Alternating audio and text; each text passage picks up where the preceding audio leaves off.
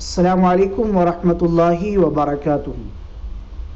محترم ناظرین، شریعت نے مالک نصاب کے لیے جو 52.5 تولہ چاندی اور 7.5 تولہ سونا مقرر کیا ہے، تو آج کے اس موجودہ زمانے میں کتنا پیسہ ہوگا تو مالک نصاب ہوگا؟ آئیے ہم سنتے ہیں۔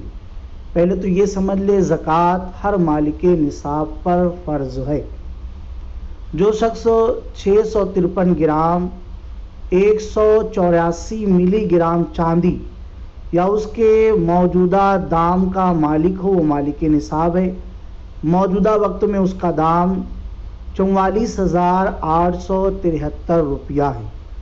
تو پتہ چلا جو شخص اتنے یا زائد روپے کا مالک ہو، وہ 2.5% کے حساب سے زکوٰۃ ادا کرے گا۔